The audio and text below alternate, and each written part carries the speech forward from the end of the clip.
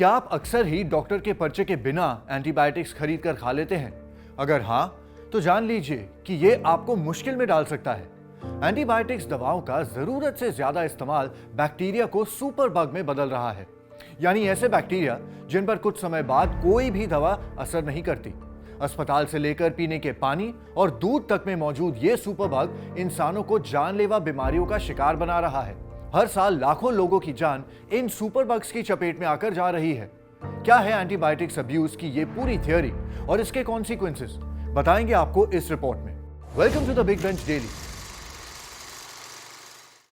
हाल ही में Indian council of medical research की रिपोर्ट में यह बताया गया है कि भारत में बड़ी संख्या में लोग एंटीबायोटिक्स रेजिस्टेंट हैं, यानी कि उन पर एंटीबायोटिक्स का असर ही नहीं होता।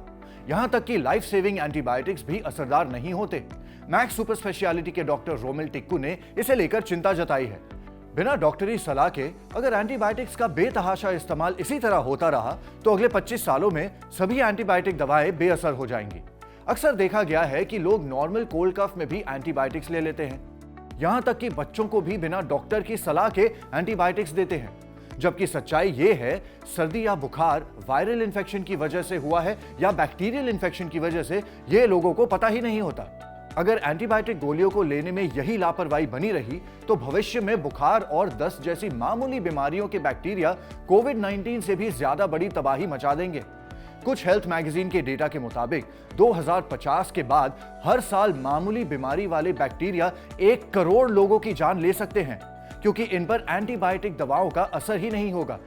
भारत में सबसे ज्यादा मिसयूज्ड एंटीबायोटिक ड्रग की सूची में कई दवाइयां हैं, जैसे कि एजिथ्रोमाइसिन, जो बच्चों और बड़ों में फीवर, थ्रोट पेन, कॉफ के लिए दिया जाता है। अमोक्सिसिलिन, जो common cold, fever, year pen, throat pen और कॉफ के लिए दिया जाता है। अमोक्सिसिलिन क्लैव्युलैनिक एसिड कॉम्बिनेशन, जो अडल्ट्स को फीवर, थ्रोट पेन और उसके साथ ही कॉफ के लिए भी दिया जाता है।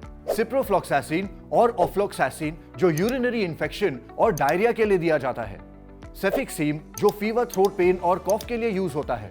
अब द बिग बेंच पर बैठकर हम आपको तो यही सलाह देंगे कि एंटीबायोटिक्स को चिप्स की तरह खाने से बाज आइए, नहीं तो आपके हेल्थ पर इसका बहुत बुरा असर होगा। आपके इस टॉपिक पर क्या थॉट्स हैं, हमें कमेंट सेक्शन में जरूर बताइए।